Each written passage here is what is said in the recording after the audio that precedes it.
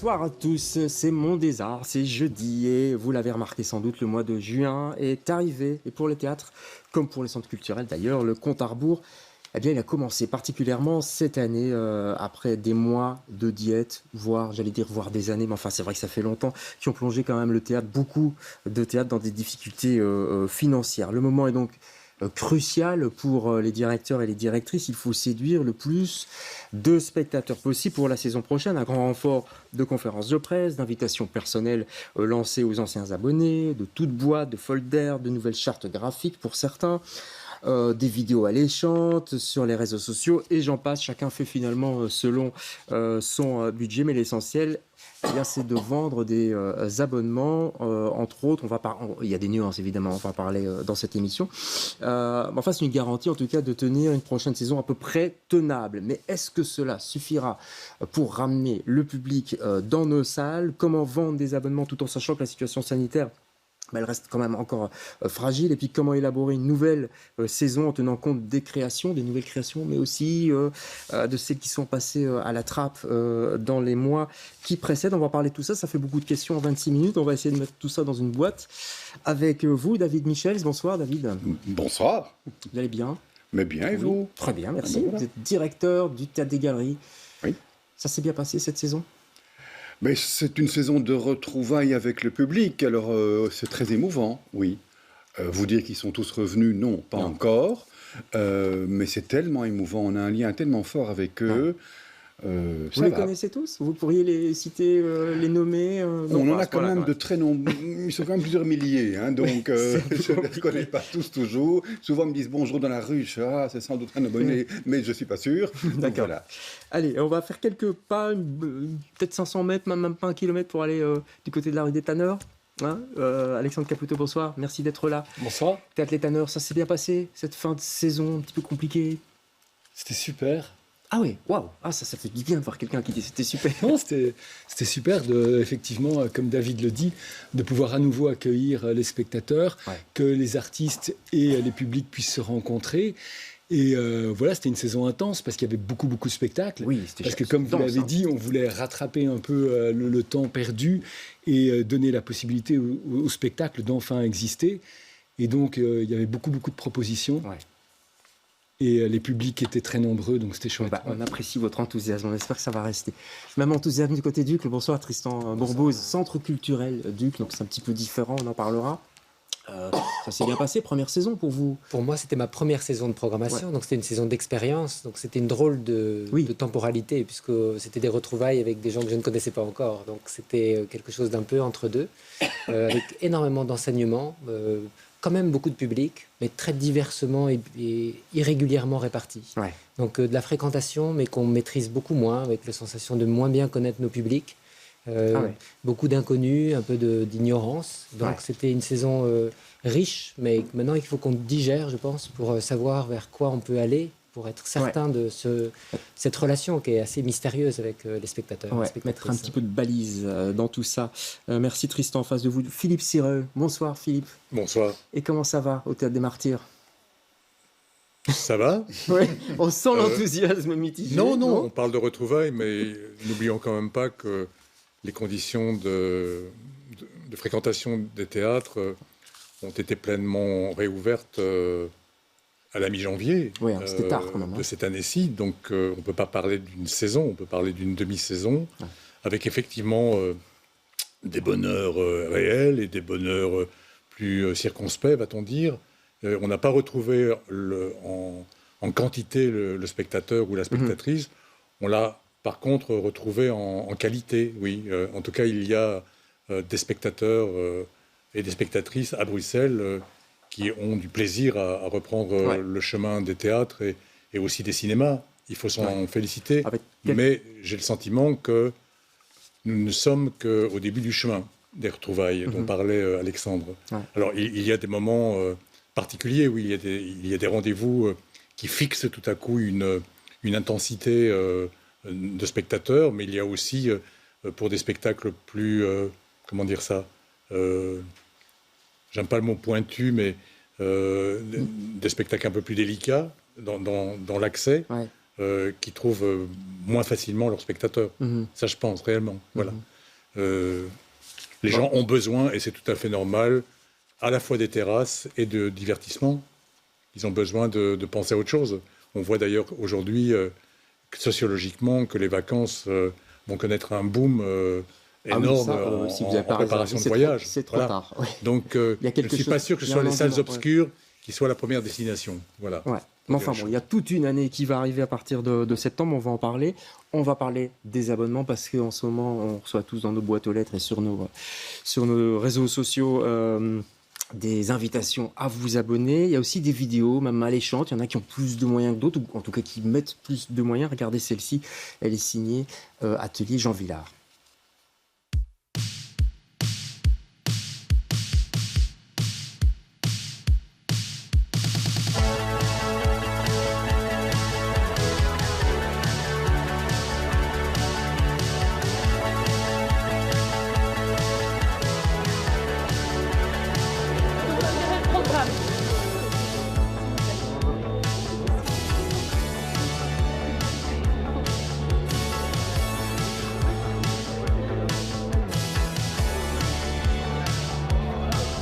Nous sommes dans la loge du plateau de Lola Magna. La présentation de saison va très bientôt commencer. Les artistes sont prêts. L'information ne devrait pas trop tarder. On se retrouve tout de suite sur le plateau.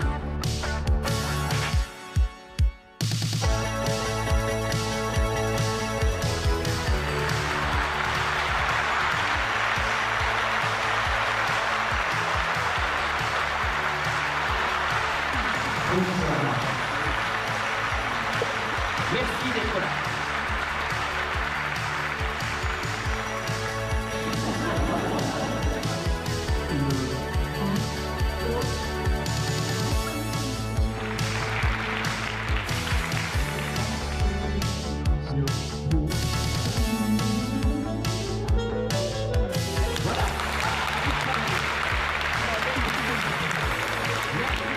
C'était super, les gens ont été parfaits, les artistes ont été parfaits. Je pense qu'on a bien pu défendre notre saison et j'espère vraiment que les gens sont convaincus de s'abonner, de venir au Villard toute la saison prochaine.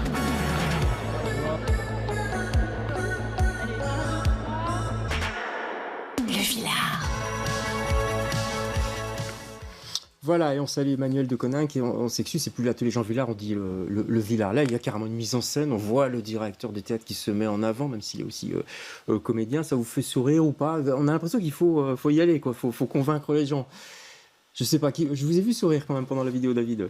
Mais oui, parce que j'aime bien Emmanuel. On se connaît depuis tant d'années. Je ne sais pas s'il a débuté aux Galeries, mais enfin, quasiment. Ouais. Et c'est vrai que moi, perso, je me filmerais pas comme ça. Mais c'est bien, il doit défendre son théâtre, qui est le sien depuis peu de temps. Mm-hmm. Et je trouve qu'il y met tout son cœur. Mm-hmm. Et moi, ça me fait un peu sourire parce que je suis ému. En fait, c'est plutôt un sourire d'émotion. D'accord. Mais on sent qu'il y a un enjeu particulier à être là, se faire entendre. On est au mois de juin, les gens hésitent peut-être à prendre des abonnements, tout ça, donc il faut faire parler de vous. Vous êtes partout en ce moment. Regardez là, j'en ai pris 2-3 simplement. Ça, c'est le Théâtre National. Ils sont carrément venus dans les locaux de BX1. Ça, c'est le vôtre. On va en parler. Les tanneurs. Enfin, je crois que les gens qui nous regardent se disent ah bah ouais, nous aussi on a reçu ça dans nos boîtes aux lettres, etc. Ça, c'est le Villard. Il faut être présent en ce moment, Alexandre. C'est important. Je ne sais pas si c'est important de communiquer, c'est en tout cas important de... Je ne sais pas si c'est important de communiquer. Non, mais c'est-à-dire communiquer pour communiquer, non, mais de mettre en avant nos activités, de mettre en avant les projets des artistes pour qu'ils puissent rencontrer les publics, ça oui, on le fait. On le fait depuis des années, on continue à le faire. Ouais. Philippe Sirel, une réflexion là-dessus? Oui, enfin, moi je pense que l'important, c'est que les spectateurs et spectatrices reviennent dans les salles, retrouvent l'appétit de revenir dans les salles obscures. Ça fait 2 fois que vous le dites depuis le début de l'émission. Oui. Ça veut dire que vous en avez bavé, si je puis me Non, je n'en ai pas particulièrement plus bavé que d'autres. Je ne suis pas d'un caractère optimiste à l'habitude. Et le pessimisme est de rigueur pour moi aujourd'hui parce que je vois que les comportements des spectateurs ont changé. Dans quel sens? Dans la mesure où les réservations se prennent de plus en plus tardivement. Ouais. Il y a une versatilité des spectateurs. On réserve puis on ne vient pas. parce qu'on a envie de faire autre chose et qu'il fait bon, par exemple. Ça a été le cas au mois de mai, par exemple. Il y a des inquiétudes. Moi, je ne sais pas, nous avons décidé au Théâtre des Martyrs qu'il n'y aurait plus d'abonnement. On avait pris cette décision l'an passé parce qu'on a le sentiment que les gens répugnent à s'engager pour 9-12 mois. Voilà. Et donc, on a mis en place un système qu'on appelle le Flexo, qui est un moyen d'accéder au spectacle que nous proposons en toute liberté, si je puis dire, et avec des conditions tarifaires très avantageuses.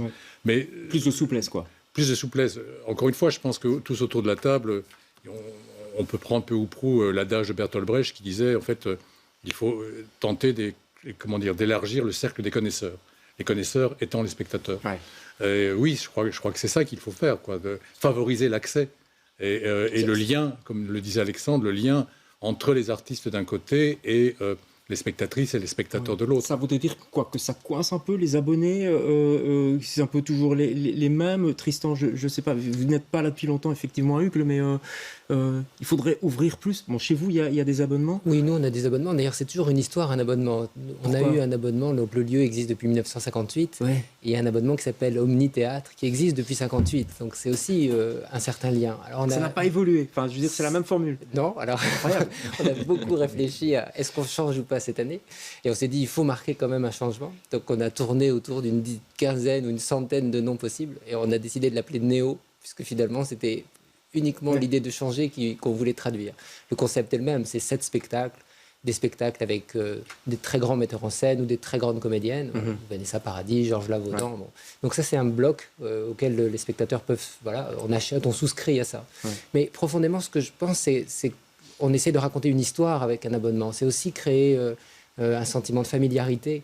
Je pense que le lieu du théâtre, ça reste un lieu toujours un peu étrange. C'est des salles noires, c'est des salles où on vient prendre un risque de quelque chose, mais qu'on ignore aussi. Ah, c'est intéressant ce que vous dites. Ça veut dire que l'abonnement pourrait créer une espèce de fil, de fidélité, ça on l'a compris, mais presque un fil aussi entre les différents spectacles et moi, avec c'est ce que les j'aimerais spectateurs. raconter. Exactement. C'est-à-dire, c'est une histoire qu'on va partager au cours d'un temps. Je pense à la question des séries. On est tous accros aux séries aujourd'hui. On aime bien cette dépendance quelque part. Alors oui, après, il y a des questions pratiques de calendrier, mais c'est essayer de surmonter ça pour se dire, tiens, il y a un épisode suivant. On vient voir, puis on vient voir un autre.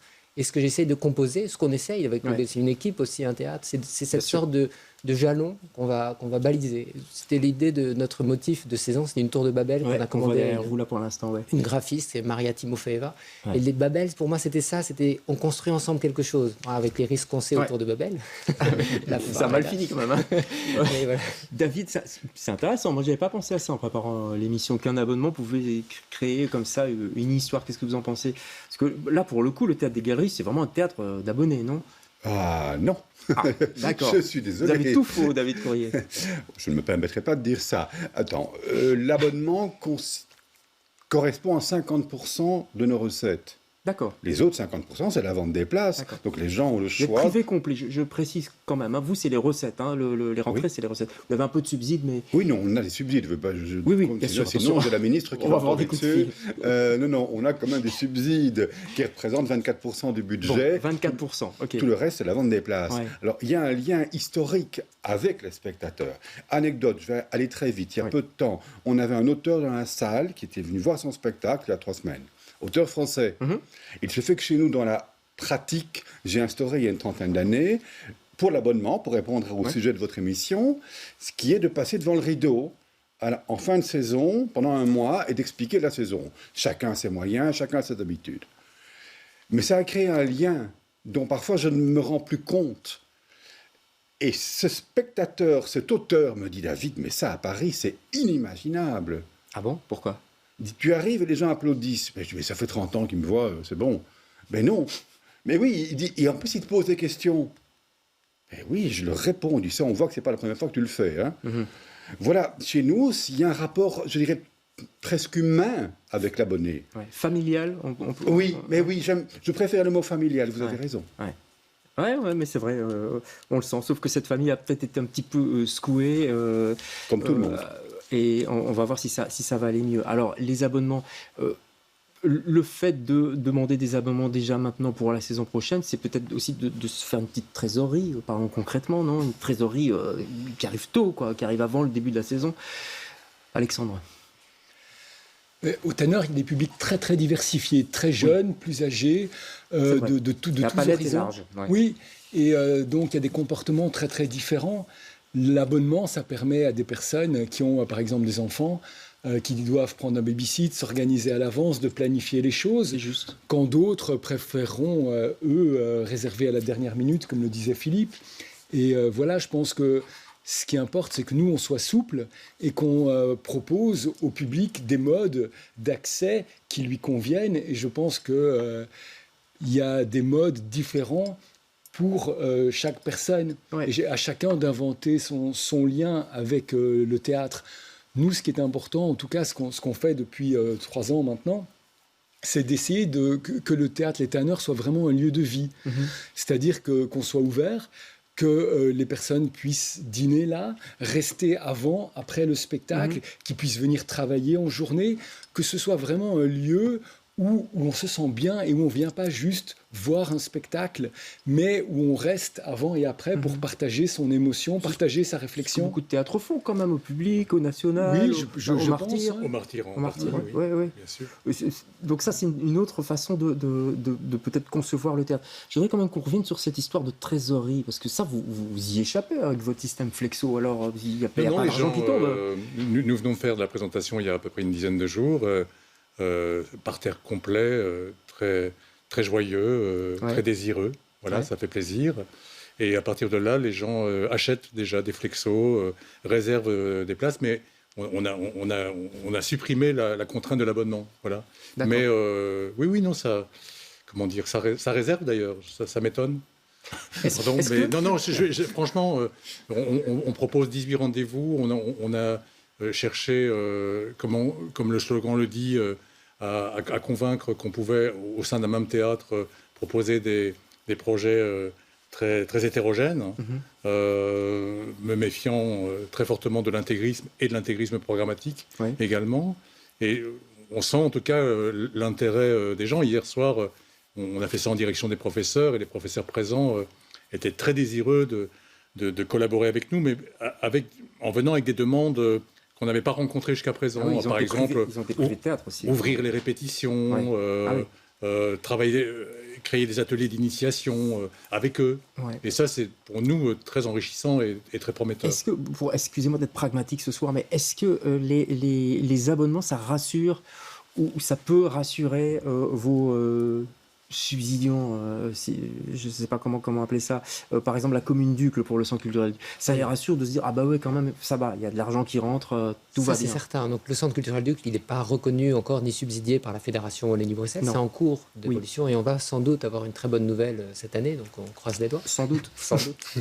non mais on a un soutien déjà, en tout cas on est accompagné, on se sent accompagné par la Fédération Wallonie-Bruxelles, mais disons que la commune d'Uccle est vraiment notre très fort soutien, y compris pendant la période Covid. Et donc ça les rassure de voir que ça s'enchaîne. C'est certain que d'abord ça fait un fond de salle, même un fond de public. C'est-à-dire que le pire pour un programmateur ou pour une équipe de théâtre, c'est qu'une salle soit vide.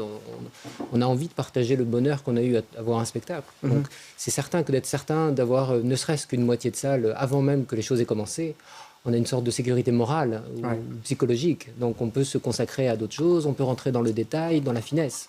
Donc il y a à la fois un aspect économique, c'est certain, mais en gros, c'est intéressant de faire des courbes un peu de à quel moment on vend les places. Mais souvent, ce qui se dessine comme tendance des 2 premiers mois de vente va traduire l'évolution d'une année complète. Moi, je fais longtemps que je fais ce genre de statistiques et c'est assez caractéristique. Malgré la crise Covid qui est quand même jamais trop loin.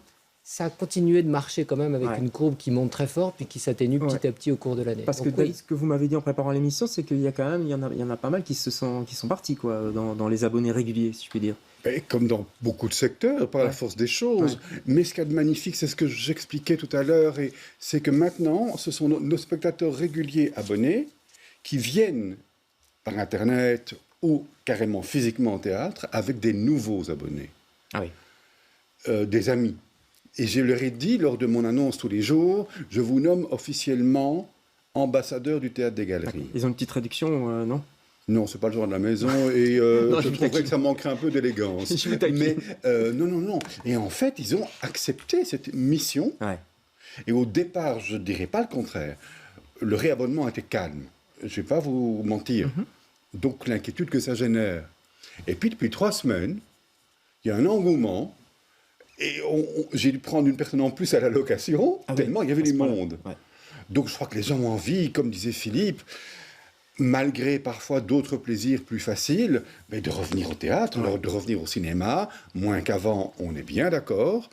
Mais nous, il y a cette fidélité. Et par rapport à votre question sur la trésorerie, pour nous, c'est important, l'abonnement. Pas vous faire un dessin. Je ne sais pas si les pouvoirs subsidiants sont très inquiets par rapport à ça, mais pour nous, oui. D'accord, ok. Philippe, bon là, il y a une espèce d'enthousiasme. Tout à l'heure, en préparant l'émission, vous m'avez dit, attention, on en reparlera quand même en octobre et en novembre. Des coupures, de risques de coupures. Est-ce qu'on peut en parler tout de même? Qu'est-ce qui vous fait peur? C'est pas le sujet de l'émission, hein, mais... Non, mais c'est lié quand même. Ce qui me fait peur, c'est qu'on ne peut pas vivre in abstracto. On sait la crise de l'inflation. On est aujourd'hui à près de 9% ici en Belgique. Ah, ça monte. Il y a quand même à 2000 km d'ici une guerre qui n'est pas près de s'arrêter. Donc tout ça va avoir des conséquences sur les budgets fédéraux. Et donc, à mon sens, ça va en avoir sur les capacités de subventionnement. D'ailleurs, on le voit déjà au niveau fédéral pour la culture, on le voit du côté flamand à l'heure actuelle, du côté francophone. Pour l'instant, on chante « Tout va très bien la Madame la Marquise », mais je crains toujours qu'on se réveille avec peut-être quelques inquiétudes, oui, en octobre, quand il faudra définir ce que sera le budget 2023. Ouais, ça vous fait peur aussi, Alexandre Caputo? J'aurais peur le moment venu. Ouais. Là, pour le moment, je préfère être content de la saison qu'on vit. Voilà, je trouve que dans ces moments difficiles, dans ces moments où on est confronté à des problèmes lourds, on a besoin de théâtre. C'est quand même un des rares espaces de rencontre vivants. C'est-à-dire que c'est quand même un des seuls arts où la rencontre est instantanée. On prend rendez-vous avec des artistes sur le plateau. Et moi, ce besoin-là, dans une société en mouvement comme la nôtre, et avec les fragilités et les problèmes que l'on connaît, j'en ressens un besoin encore bien plus impérieux qu'avant. Et donc, je fais le pari qu'à l'avenir, au plus le monde se dématérialise, au plus il y aura de plateformes, au plus il y aura des lieux de rencontre qui seront virtuels, au plus on aura besoin de cette rencontre physique, enfin, faut quand même retrouver. Il y a quand même le nerf de la guerre. Il faut vivre, il faut avoir des subsides, il faut avoir des abonnements, il faut que l'argent rentre, il faut payer les gens quand même, les artistes, je pense les techniciens. Oui, mais j'espère que la société qu'on va construire sera une société qui prendra soin de son enseignement, de ses artistes et des lieux de rencontre vivants. Donc j'espère que ce sera ça. Philippe. Juste une parenthèse. L'inquiétude que j'exprime n'empêche pas le plaisir, et surtout pas le désir par ailleurs. Voilà, mais le désir restera toujours. C'est une inquiétude pragmatique. Pragmatique, avec la possibilité par ailleurs d'un retour du Covid. Je viens d'apprendre qu'à la Monnaie, là en ce moment, la première des Huguenots est supprimée parce qu'il y a des cas de Covid dans la distribution. Donc, on se souvient du printemps dernier, on était tous en train de danser. Sur les saisons, vous avez parlé de Vanessa Paradis, Ben Chetrit, etc. Là, on sent vraiment, c'est un peu la politique du Centre culturel Duc, là, Derghem, c'est un peu pareil, peut-être avec des nuances, mais ça veut dire ça aussi, c'est l'assurance de dire, vous avez vendu tout de suite vos tickets, là, il n'y a plus rien ou Il en reste un peu, mais c'est sûr que c'est ce qui marche le mieux avec les humoristes. C'est vraiment une tendance très lourde que je découvre, qu'on constate depuis maintenant un an, une saison entière. Donc pas de prise de risque alors Si, parce que le seuil est haut, disons. Voilà, c'est des spectacles qui sont coûteux, donc l'enjeu, il est quand même de réussir à être full. Donc il y a quand même toujours une part de risque. Et puis après, on a Laetitia Casta, Jacques Weber, c'est d'autres enjeux. Jacques Weber, on le fait 2 fois, parce qu'on se dit un Roi Lear de Georges Lavaudan, c'est quand même des grands maîtres du théâtre qu'on a envie de partager. Mais il y a toujours un cap à passer. Vous aussi, on assure la saison avec des spectacles à succès que les gens aiment bien. Non, ce ne sont pas des spectacles à succès. Nous avons assez de très grands comédiens en Belgique. Cadry, oui, mais non, je voudrais quand même rappeler qu'en Belgique, nous avons beaucoup de talents. Parfois, on l'oublie. Et on a des grands artistes en Belgique qui eux-mêmes permettent de faire de très bons spectacles. Ça, c'est un clin d'œil à votre voisin, ça, une petite pique à votre voisin. C'est pas qu'un clin d'œil. C'est une pique. C'est un coup de coude. Mais je l'aime beaucoup, il n'y a pas de souci. Donc voilà, non, mais on a quand même de très grands artistes en Belgique aussi. Alors bien sûr, la prise de risque est limitée, notamment dans le choix de la programmation, parce que je ne suis plus capable de monter sur un autre Bergerac. 40 personnes, c'est impossible. Oui, c'est trop cher. Oui. Ouais. Bon, l'émission se termine, ça va très très vite. En tout cas, les abonnements sont en route. On n'a pas eu le temps de parler de la charte graphique. Peut-être citez-moi peut-être le graphiste ou la graphiste qui a fait ça. Alors, au Tanner, on travaille avec Stump Studio, ils sont super. Oui, hein. Et le visuel de saison, c'est une artiste italienne que j'affectionne particulièrement qui s'appelle MP Cinque. D'accord. Voilà. Et sinon, peut-être juste dire une chose, parce que je sais que pour l'émission, vous vouliez qu'il y ait une parité et que ça n'a pas été possible. Oui, non. Voilà, dire que juste nous, on était soucieux de ça et que ça n'aurait pas été possible. Non, c'était un petit peu compliqué. Je voulais inviter Colin Struff aussi, ça c'est pour le Varia, mais la saison, ils n'ont pas encore booké tout à fait leur saison et donc elle ne savait pas venir, y compris pour d'autres. Mais on fera mieux la prochaine fois. Et dans Mon Désert, on veille vraiment à ce qu'il y ait une parité. Merci en tout cas à tous les quatre d'être venus sur ce plateau. Bonne saison, bonnes vacances avant ça. On va se détendre un peu. Hein. Merci. Philippe, on va se détendre cet été. Je suis totalement détendu. Allez, d'accord, tant mieux. À jeudi prochain, bonsoir.